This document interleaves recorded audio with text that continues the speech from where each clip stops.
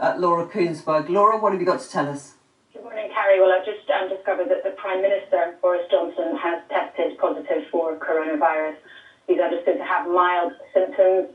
He will self-isolate in number 10 and will still be in charge of the government's approach to how they're handling the crisis. But hi folks, I want to bring you up to speed with something that's happening today, which is that I've developed mild symptoms of the coronavirus, that's to say hospital, after he was admitted with persistent coronavirus symptoms. During the course of this afternoon, the Prime Minister's condition worsened, and on the advice of the medical team, he was moved in to a critical care unit. So in light of those circumstances, the Prime Minister asked me as First Secretary to deputise for him where necessary in driving forward the government's plans to defeat coronavirus. And as you'll know, he's been receiving excellent care at St Thomas's Hospital, and we'd like to take this opportunity as a government to thank NHS staff up and down the country for all of their dedication, hard work and commitment in treating everyone who's been affected by this awful virus. If people needed any more warning than they've already had, then the fact that Boris Johnson, Britain's Prime Minister, is in intensive care fighting for his life. So that should act as a wake-up call for everyone to take the coronavirus seriously. Stay indoors, only go out when you need to, and try and wear a mask. Because even Britain's Prime Minister didn't follow his own advice, and now he's ended up in intensive care fighting for his life. His last tweet was, "I'd like to say thank you to all of the brilliant NHS staff taking care of me and others in this difficult time. You are the best of Britain. Stay safe, everyone. Please remember to stay at home to protect the NHS and save lives." Then earlier last night, on advice of my doctor, I went into hospital for some routine tests. As I'm experiencing coronavirus symptoms, I'm in good spirits and keeping in touch with my team as we work together to fight this virus and keep everyone safe. That was 13 hours ago. Thank you for fighting against coronavirus. Some briefings. You might catch more than the sun at the holiday beach today. And on we go. Congratulating Keir Starmer. A letter to the public, which we've not received yet. 7th of April. So it's taking some time for the post to get through. And on we go. This weekend gave the beach a miss, which most people did, but some selfish twats didn't. Most of the people ending up in hospital today, or this week, were infected likely 2 to 3 weeks ago. Over 2 weeks ago. So all those who went out mid-March, well, now you end up in hospital, or at risk of, if you got infected. National emergency. I urge you at a time of national emergency to stay at home, protect the NHS, save lives. We will beat the coronavirus. The thing is, the Chinese lied. They lied about the number of deaths, lied about everything. Let's listen to Boris Johnson.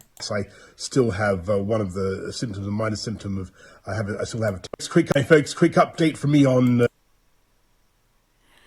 Okay, so let's listen to what Boris Johnson said in his last video tweet, which was on 3rd of April, about 3 days ago, 3.5 days ago. A campaign against coronavirus. First of all, in my own case, although I'm feeling better and I've done my 7 days of isolation, alas, I still have one of the symptoms, a minor symptom of I still have a temperature, and so in accordance with government advice, I must continue my self-isolation until that symptom itself goes. But we're working clearly the whole time on our programme to defeat the virus. You'll have seen the big announcement yesterday about 100,000 tests per day by the end of the month.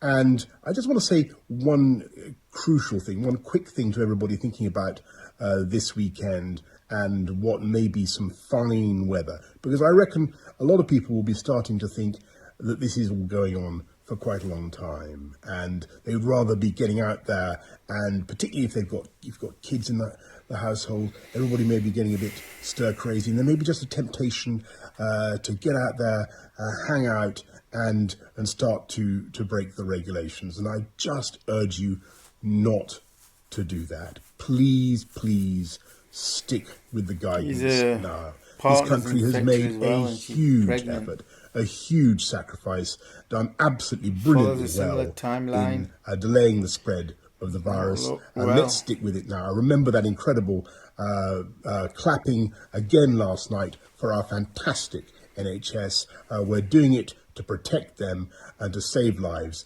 Let's focus on doing everything we can. Stay at home, folks. Protect our NHS. Save lives. Speak soon. So there you go. That was Britain's Prime Minister 3 days ago. Here we was earlier still.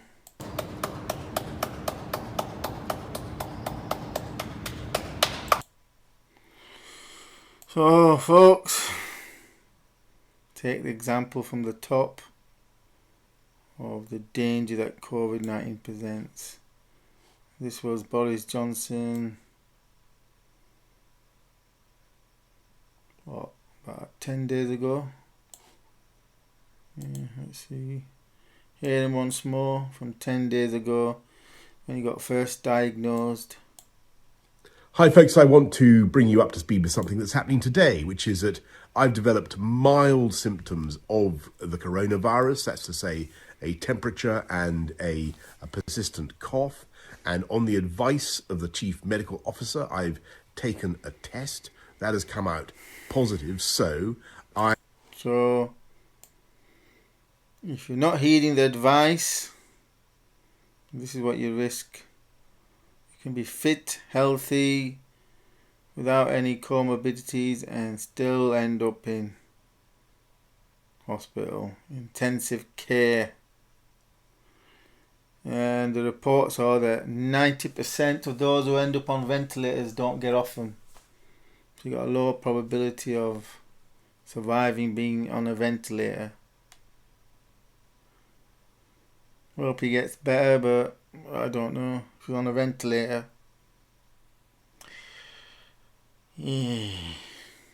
Coronavirus from China. It's going to be a reckoning. Sure, the US is going to do something like sending its 6th fleet to the South China Sea and likely vaporizing those artificial islands China's built in an attempt to break out of containment from the US military bases. I'm sure that's what they've got in mind.